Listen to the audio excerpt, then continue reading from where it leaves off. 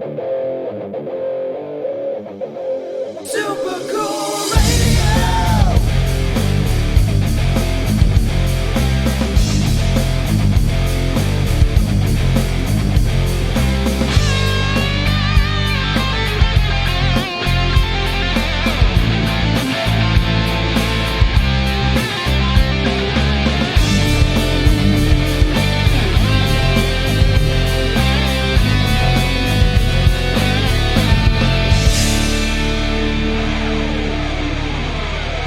Hello, everyone, and welcome back to another Super Cool Radio interview.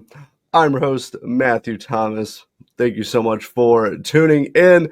I have a great guest joining me at this time who I'm excited to chat with. He is the lead vocalist for Kentucky-based Tojo Yamamoto. Please welcome Larry Treadway.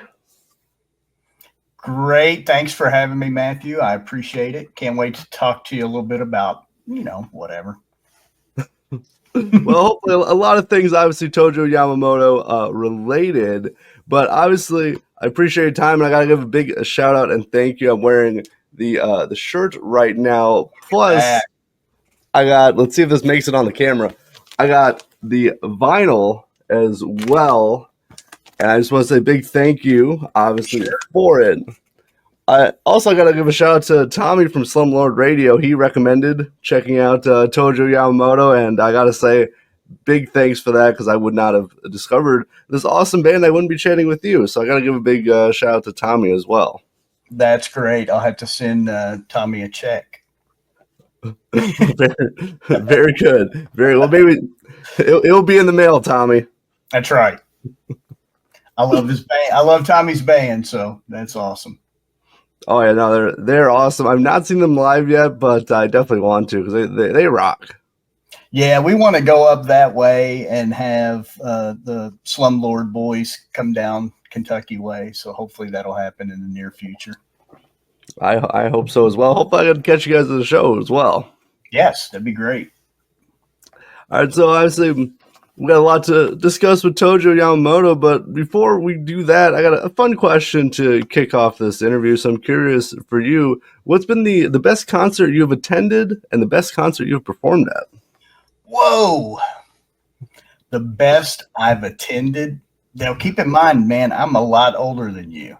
So I've seen a lot. I used to book a club in Lexington, Kentucky. Actually, a couple of them. One, and then later owned one and did that. So I had opportunity to see a lot of like bands that I still listen to, even though some of them have kind of long since gone or split up or whatever. Let me think. Probably favorite all time, like in the room, small club. Probably Jesus Lizard back in the day. Big fan of those guys. Big fan of Jowls. Put on a couple of, absolutely memorable shows up in Louisville, actually, not in Lexington. And then my old band, we had opportunity to play a few shows with Jowls, which were kind of my favorite. As far as Tojo goes, we just started literally playing live. We had done a lot of recording, and the guitarist for Tojo is Elwood Francis, who just happens to play bass in ZZ Top, which is pretty crazy. So that keeps him on the road a lot with ZZ Top, and it's kind of hindered our ability to play a lot out. But we've just taken the time that we had together and wrote songs and recorded, and we just started kind of playing out. So I'd have to say, as far as playing shows goes, probably playing with the Jowls back in the day for me. Seeing a lot of the 90s, like all of the bands that kind of, mean that era of music. I got to see Flaming Lips multiple times in a little tiny room. They used to play a lot in Lexington.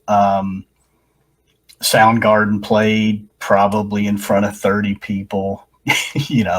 Mudhoney played in front of like 10 people, so that's kind of my era of stuff I love. But as far as big arena rock, my favorite's always been Cheap Trick, and it still is in a weird way. I got to see him probably in 81, maybe, with the Romantics. And I still remember it. It was still a good show. So, yeah, that's a long answer with a lot of – that could change tomorrow. I might go, oh, yeah, I forgot about such and such. But I've seen a lot of bands, so, yeah. Very nice, very. I know a little bit of a challenging question, but nice to break the ice a little bit, talk about some bands. I think one of my favorites, just because it was a small club show, I got to see Living Colour in Chicago. Oh, recently? Yeah, about 2 years ago. Yeah. Yeah, I got to see that too. So yeah, that's awesome. Yeah, and it was like in a small like 200, 300 club show in Chicago, which was just so awesome. And they're really good live. They are amazing live. I'm glad to see them, to use a cliche, getting their flowers a little bit later on. It's like they were so big at one time, and then it seemed like everyone had forgotten how good they were. It's kind of good to see them come back and still be just as good as they were back in the day. Seems like I saw them way back, maybe late 80s, early 90s with, I think it was Living Colour and 24/7 Spies. Check them out if you get a chance. Similar vein of Living Colour, and really, really good. It was a good show. Oh, nice. Yeah. I've seen Living Colour, I think, twice. And yeah. And like their music too. Like I think people they still release albums, and like they're really good. Yeah, I agree. But now focusing back on Tojo Yamamoto now. So kind of curious, like how the band like come together and form. Well, Elwood and I, Lexington, Kentucky, central part of the state. Elwood's old band. Skullhead, and then later kind of adjusted the name to the Mighty Skullhead, because I think there may have been another Skullhead pop up at some point. But his band and my band, we kind of came up in the same era, early 90s, central Kentucky. There was a lot of stuff going on in Lexington, a lot of stuff going on in Louisville, Cincinnati. He played in Skullhead, where he was the lead guitarist and principal songwriter, I think, and he also played guitar in another band called Rabby Fever, and our bands played together a lot. But we weren't necessarily friends. We were acquaintances. I'd speak to him and stuff, but I don't think I'd ever really had a conversation with him back in the 90s. And then a couple years back, a friend of ours, I think, posted something on Instagram, and we both made a comment, and I ended up just basically saying to Elwood, "Hey, we should do something. We should punk rock together before we croak, because we're getting up in age, and we still got a little bit of energy. So maybe we ought to get together and do something." Kind of said it tongue in cheek, not expecting him to nibble on it, given that he had just kind of gotten the ZZ Top bass player gig, and his history with ZZ Top goes back decades. He's been Billy Gibbons' guitar tech for over 2 decades. So him kind of transitioning to bass player was just a natural thing. He's kind of a member of the family as far as ZZ Top goes. So when I sent him a message saying, "Hey, we should do something together," I really didn't expect that, he would take me up on my offer. But that started a conversation. He was on the road. He started sharing some demo ideas with me, and I started writing lyrics and stuff to those demo ideas. And at first we thought it's just going to be something he and I put together. He got home from tour. We talked a little more about the ideas that we had and decided to just see if we could form a band.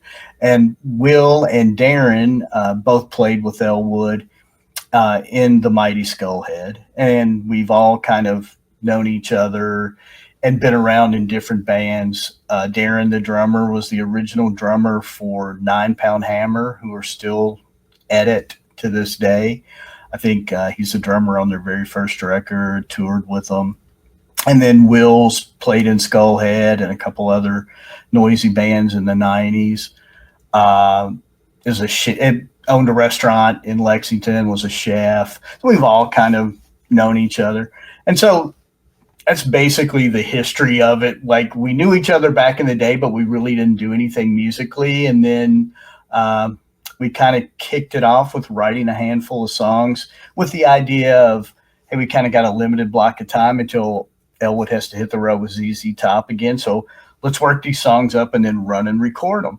And that's honestly what we did, thinking nothing beyond that. Just let's record them for fun and have something, for for our troubles as far as like learning them. Like, we'll just make a little recording of them.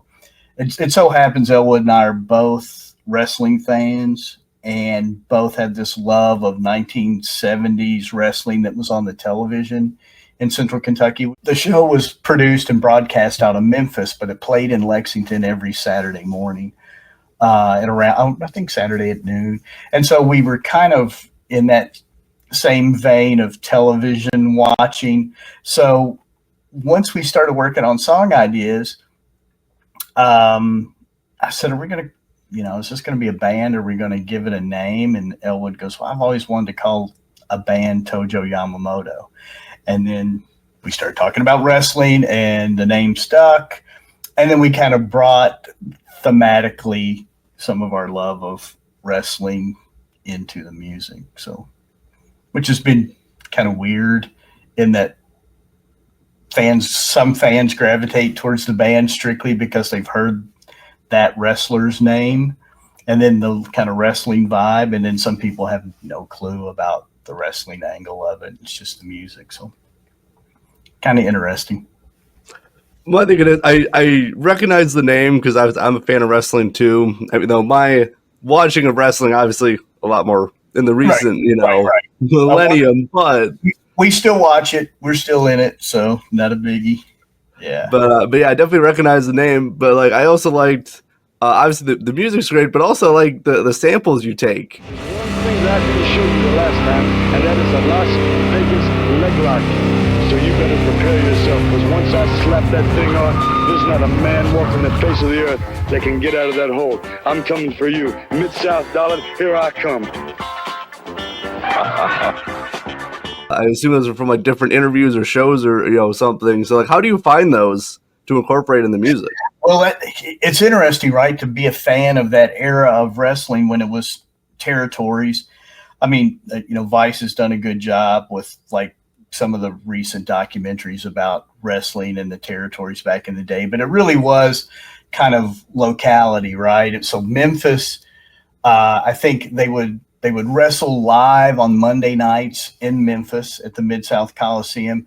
Then they would hit the road and come to Louisville and wrestle in Louisville at the Louisville Gardens on Tuesday.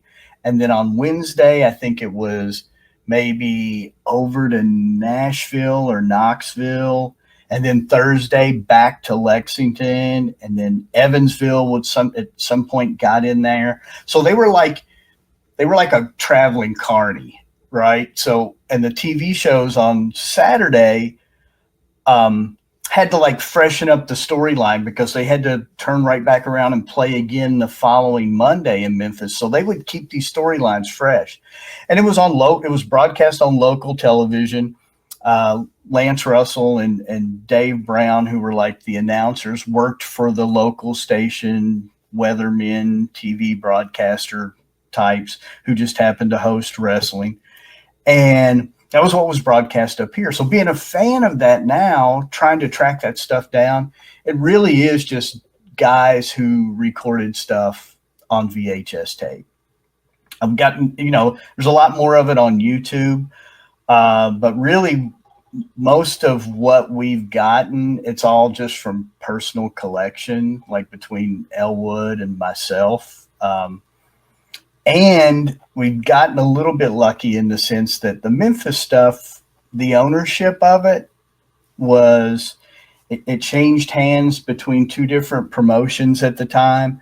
Most of the master tapes of the broadcast back in the day, they would, mastered to like 3/4 inch tape or whatever, and those tapes were expensive, and they would just record over them and reuse the tape. So there wasn't like masters were hanging around of stuff.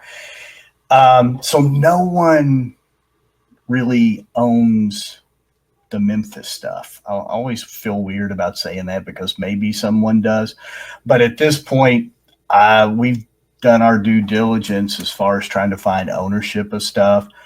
Tojo himself died tragically, suicide, had kind of untreatable diabetes, didn't have a family. There's no estate to the Tojo name. That wasn't his real name. He was not Japanese. He was not named Tojo Yamamoto. He was a Hawaiian guy who kind of used the tropes of the time, like the anti-Japanese post-World War II sort of thing to kind of establish himself as a good bad guy. And he later in Memphis trained a ton of wrestlers that a lot of people are familiar with, like Tommy Rich and The Undertaker and stuff like that. So Tojo was like around that Tennessee area. He trained all the young guys that came through. He wrestled when needed. At some point, he became a baby face. You know, he kind of flipped from being the bad guy to being more of a baby face tag team wrestler and trainer. And then later, a really good manager where he kind of became heel again. So yeah, we kind of just go through our personal collections. And then the weird thing is like, let me see the best way of putting this. So Elwood might come up with like a really cool guitar part, like, and then just expound on it and record it in GarageBand and send it to me with usually the title will just be an inside joke between us. It'll be like named after a wrestling hold or a wrestler's name or a phrase, and it doesn't have any meaning beyond Elwood will just jot it down. That's the title. But what I've done since we first started this thing is like use his title as like kind of a writing motivation. So I'll use whatever title he thought of that day and I'll kind of write around that title. And then usually it will lead to both of us, you know, perusing all the Memphis wrestling to see if we can find a sample that somehow works with all of it.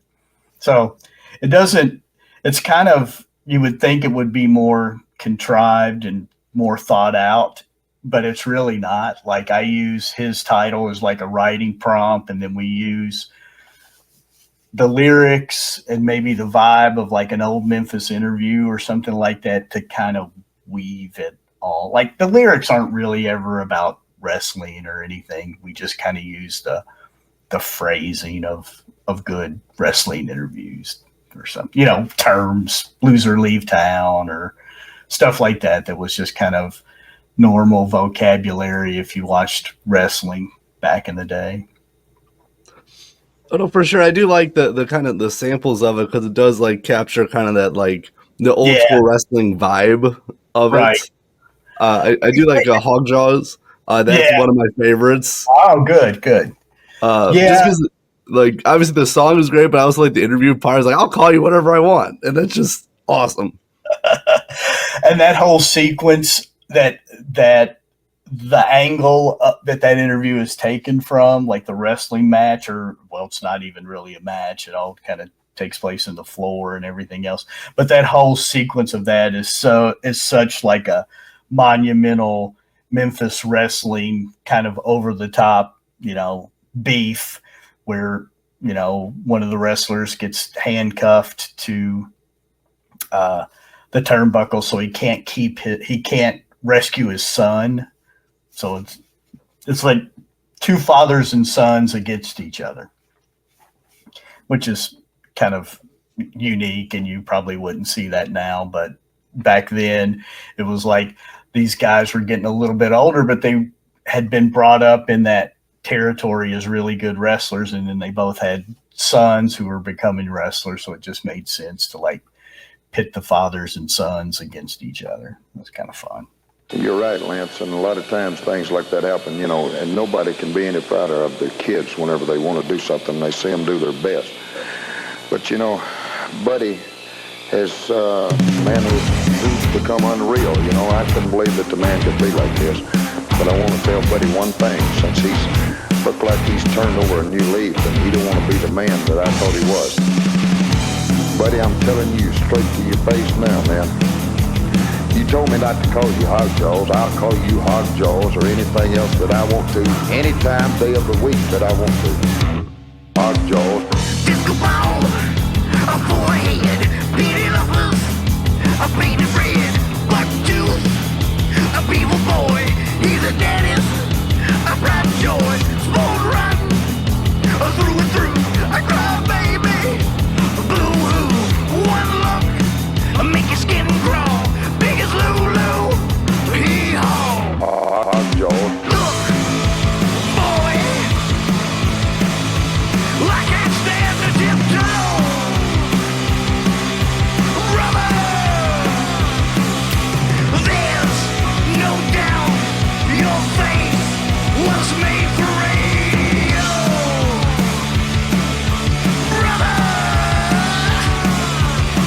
Brother, Hog Jowls.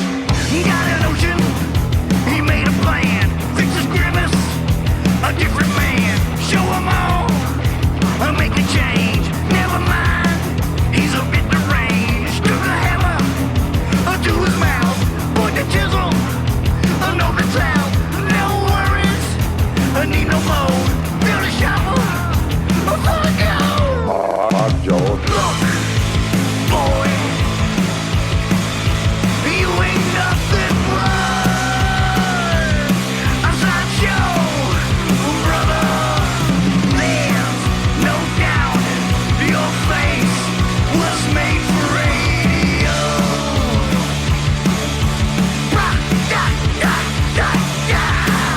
Okay, buddy, you're asking for it. Come on. Buddy Wayne is handcuffed. Tommy Gilbert over to the ring post over there.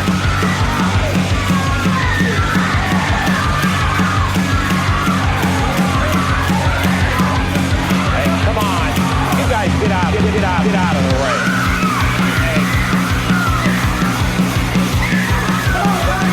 I told you that I'd beat your brains up. Come on. I told you that I'd beat your brains up. Come on, Eddie. Break it up, man. Hey, you guys save that for the I ring. told you that I'd beat your brains up. Get this thing stopped. Get this thing stopped. Boy, I get something to blow, brother. There's no doubt your face was made for radio, brother.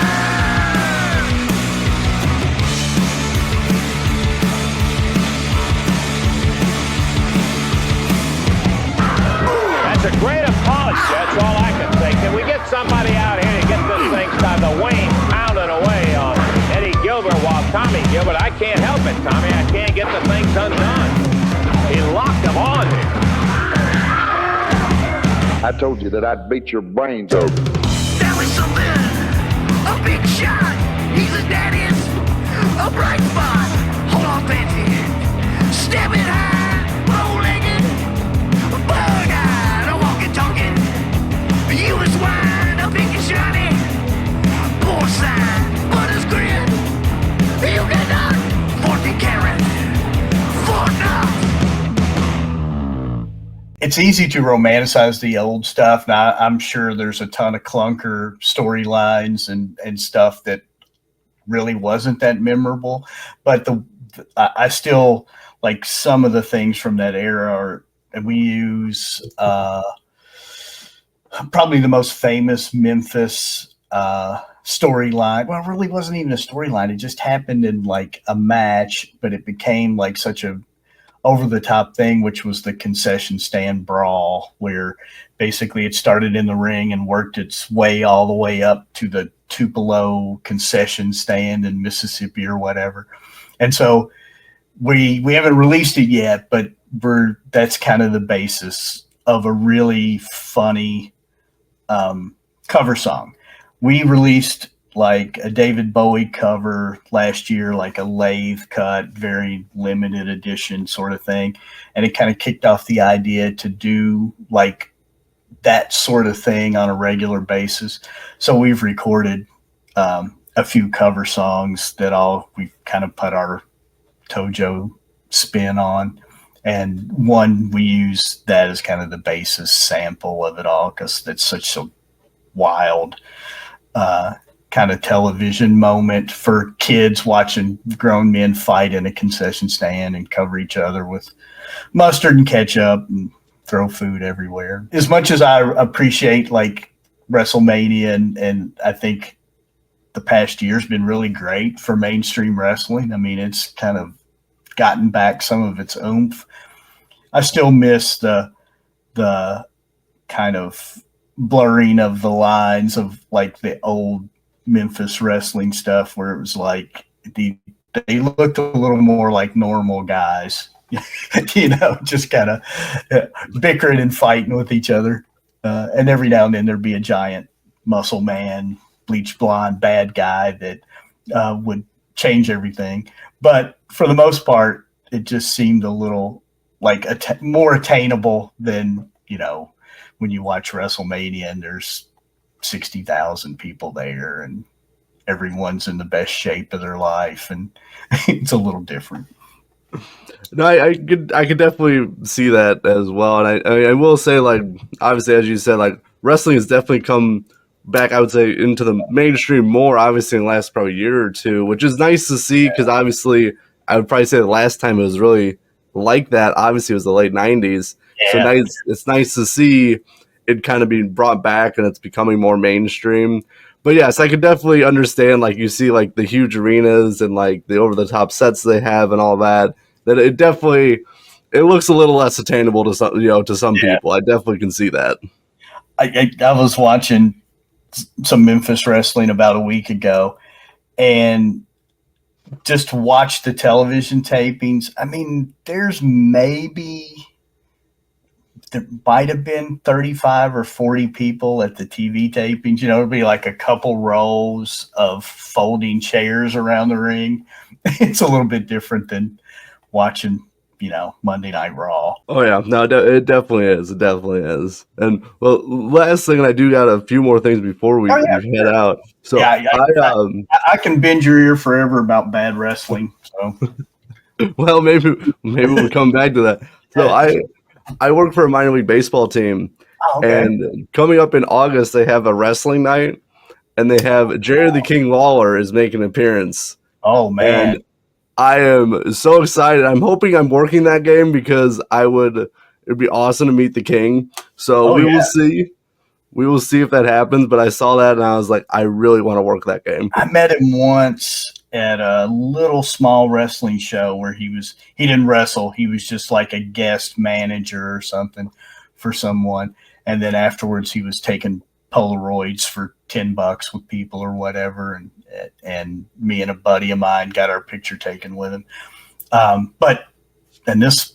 was probably 15 years ago, but couldn't have been nicer. Like everyone was, keeping him lined up afterwards to sign stuff. And he stayed the whole time signing stuff and was nice to everyone and kind of leans into it all, as far as, well, he had a fairly stellar career with WWE as an announcer, so on top of how good he was at wrestling. And then I've recently gotten into like kind of seeking out all of his artwork, which is kind of interesting if you haven't looked at it. He's a pretty good artist. Yeah, I haven't seen it, but I heard that he was like he has paintings and stuff that he sells. Very, very accomplished with that as well, which people don't really think that, when they think like they only see him as a wrestler, but he's actually obviously multi-talented as well.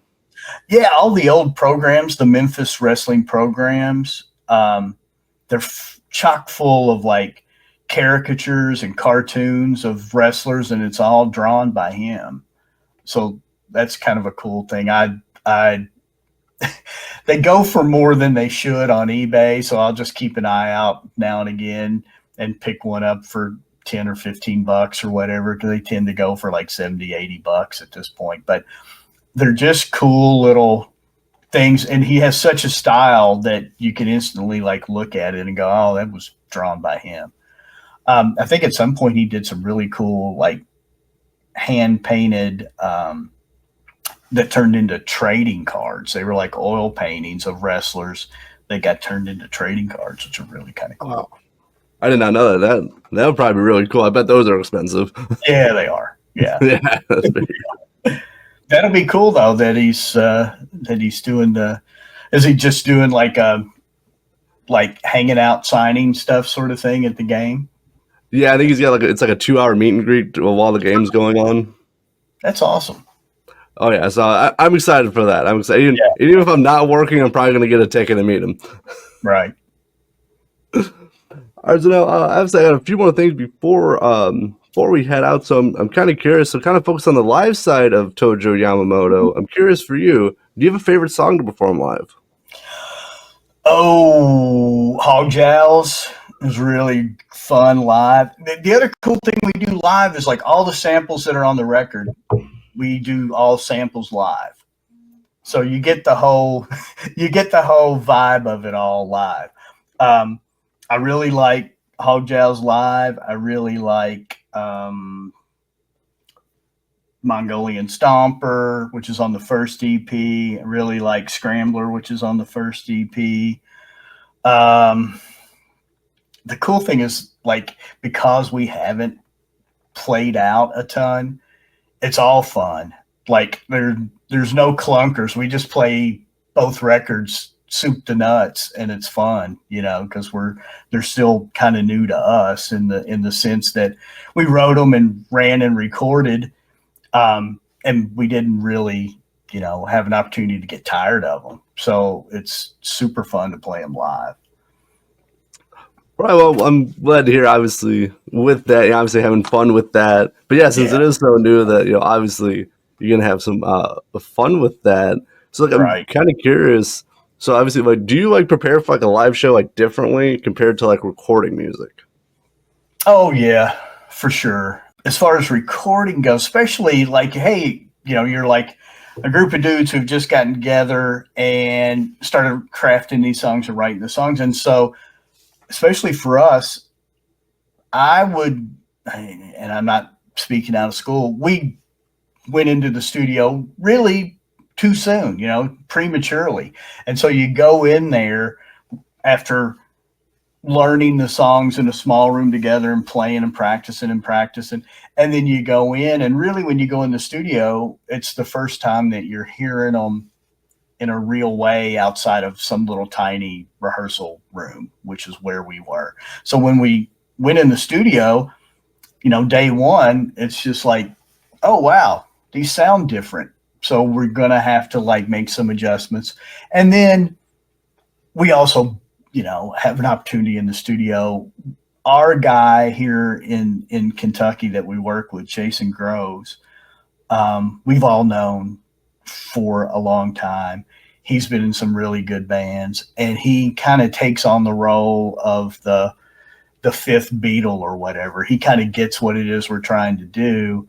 And so that's a big help in the studio as far as finding our way, as far as adding stuff or making stuff sound a particular way. We're kind of still experimenting in the studio. Then what's been lucky for us is it's been great to have actual nicely recorded songs to then rehearse to and get ready to play live shows, because you basically got a finished product. It's a little backwards from when I got into, punk rock music, where you just write songs and practice and play and practice and play. And then if you got, a couple $100 finally tucked to the side, you could go and record. So it's been a luxury to record the songs and then really learn how to play them so you can play them live. So it's a little bit different in that we weren't really sure if we were ever going to play a live show. If we thought we might just be a recording band. And it took off quicker than we thought it would as far as people being interested and us wanting to play the songs live, being proud of the songs and wanting to get out and play them in front of people. So. For sure. But, obviously, nice luxury to have with that as well. And I'm glad that obviously it's more than just a recording band that you guys are able to play live. Yeah. I'm happy for that. But now, as we're closing this interview out, I got a few more things I did want to discuss. So, last challenging question for you, and then we wrapping this up. But I'm curious, obviously, with your many years' experience in the music career, you have met like a lot of different musicians and people and all that. But I'm curious for you, who's the most famous person you have met who is not a musician? The most famous person I've met who's not a musician. Let's see. I've met Henry Kissinger. I've met Debbie Reynolds. I've met quite a few actors. Part of my day job is video and film work and a lot of interviewing people for video. And then I've worked on some really crappy horror films in the past and kind of did some horror convention stuff where you would meet, folks who've been in old movies many times, not necessarily super famous, but I met Linda Blair from The Exorcist, which was kind of cool. Tracy Lords. I'm trying to think. So yeah, mainly bad Hollywood actors. I worked in an event one time where Debbie Reynolds, who's Carrie Fisher, Princess Leia's mom, and of course she was a famous singer actress when she was much younger, and she showed up as like the meet and greet person to reopen the Kentucky Theater, which was a old theater downtown Lexington that burned, and then they rebuilt it and it came back, and they had a big opening thing. So they brought Debbie Reynolds in. I think they played Singing in the Rain or something. So part of my gig was to photograph her with a bunch of different donors. Like she just people would come through and I would take pictures. And so I got to hang out with her for a couple hours in, a funny way. It's like I was a young guy and here was this older lady who was just known for her career when she was younger. And so she kind of let her guard down. So she was funny, dirty jokes and skincare tips and all that sort of thing that like an older actress might know. So, yeah.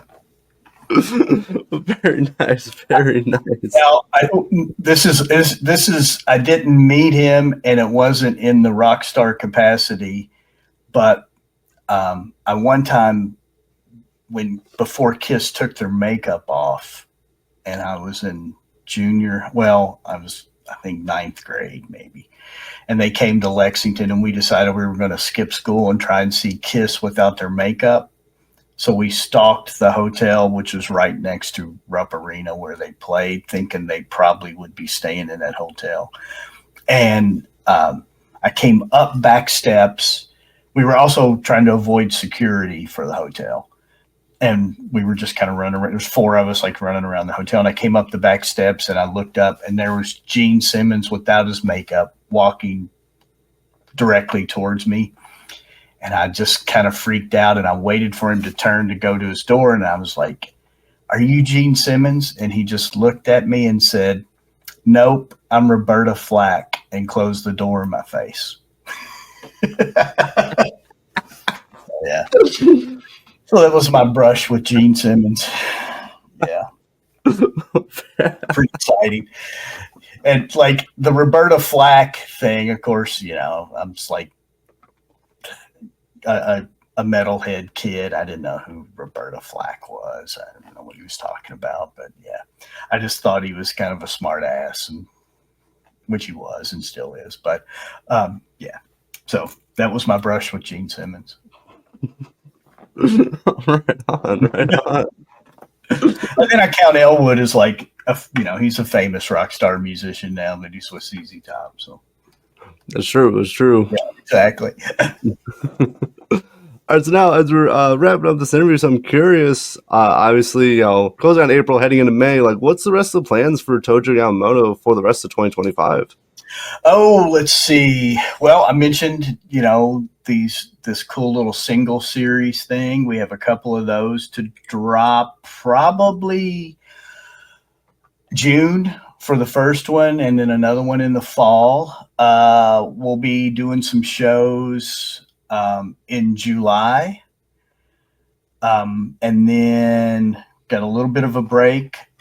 ZZ Top is going to like Australia, New Zealand, right, I think maybe this month, next month, and then Elwood's off in July, so we're doing some Tojo stuff, and then he goes back out on the road, and then he's off, I think, September through the winter, and we'll probably play some more shows and then go back in the studio. We're working on new stuff already, even though the Turning Face EP is still brand new. We're still working on new stuff. We got a music video that should drop maybe first week of May. I haven't made up my mind. I'm still editing, which is going to be a surprise. It's kind of crazy. I don't want to give too much of it away, but it's fun. And it is for Loser Leave Town, which is one of the songs on the new EP. And it features like a local actress director who's done some crazy horror stuff. She recently directed a movie, and she does some weird stuff. So I'll just say stay tuned, and you'll see what I mean when I say weird. But it'll be fun.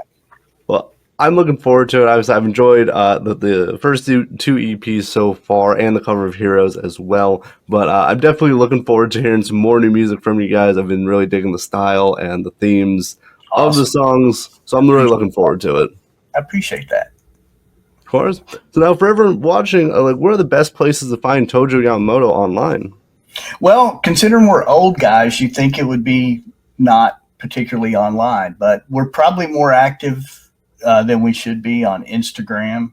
You can find us there at tojo.yamamoto, active. All our stuff, you can find it on Bandcamp. We're also part of the Forbidden Place Records family, and those guys also have a Bandcamp and a regular website. As far as other distribution channels, we're in a lot of record stores in Kentucky and Ohio. We're on some good distribution lists in Seattle and Portland and that area, and I'm working on that every single day, so you don't just have to buy it online to try and get it into some of the smaller mom and pop stores around the country. So far, we've had real good luck at that.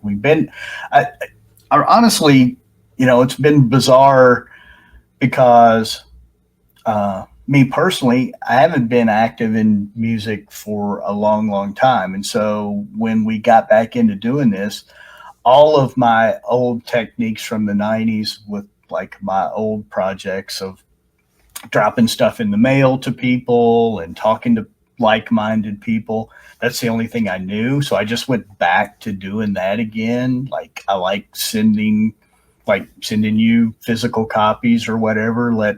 It's easy for us to just send a link or whatever to Bandcamp, but if people are into records and we're trying to sell records, I don't have a problem, sending them to people and just doing it the old school way, striking up friendships and conversations and doing it the more personal way. And not that we're not active online, because we are, but I send a lot of free records to people that I like, record labels, record zines, podcasts, if I like them and think it may be something that they like, or we might have, mutual things in common, and I'll just look up and find an address and send a record to them with a note or whatever. Let's do it old school. Some of those techniques, man, like they still work for a reason. That's why, and I appreciate it, but also just that connection and that more personal feel to it compared to like here's a link online, give it a listen. Still, obviously, still works in the modern age, but that kind of old school approach, I obviously been working very well for you as well. And obviously, kind of word of mouth. That's how obviously we connected through a mutual friend. So it definitely works for a reason.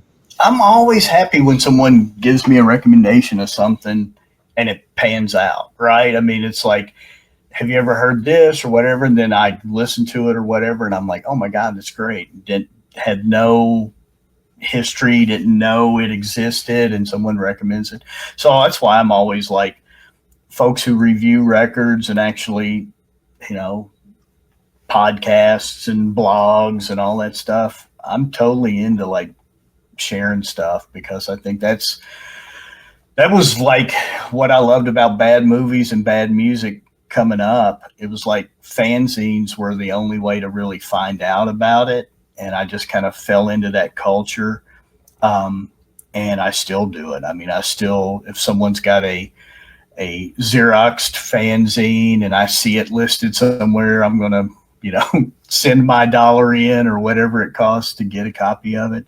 I've got way too much of that stuff. I need to at some point start milling through and getting rid of it. But I still buy zines. I still buy printed stuff.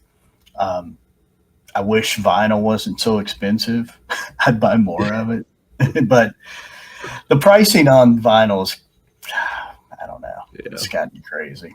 The record store day recently, I was just like, man, so we're tipping right at the $40 range on stuff.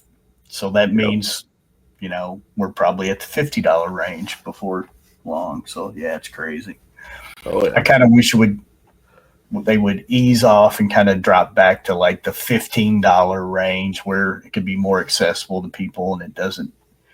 Like right now, I just feel like we're in a feeding frenzy of collectability where it's like, I don't know if any of it's worth anything, but the prices keep getting driven up because people want this variant or, whatever. And I'm cool. I love it. We do the same thing. I mean, we've got like our records. We did like a smaller amount of one variant, even though it's not like, there's a ton of them pressed anyway, but it's like, we did like 50 or 100 of a particular variant, and everyone wants that one over the other one, which is fine. But ultimately, I'm like, they're all going to be fairly rare. It's not like we're pressing tens of thousands of them or anything. So yeah, it's just a weird time. I'm glad people like records, but at the same time, I'm like, man, slow it down a little bit. Let's keep the prices where people can still get into it, For sure. But now, as we close out, Larry, thank you so much for chatting. We had a fantastic time chatting all things Tojo Yamamoto and Yamamoto and just music in general. I really appreciate your time. Oh man, I thank you for having me. Of course, I will leave some links for Tojo Yamamoto in the description of this podcast as well. Please check out and support them. But for Larry Treadway of Tojo Yamamoto, I'm your host, Matthew Thomas. Thank you so much for watching this episode of Super Cool Radio. And remember, stay frosty.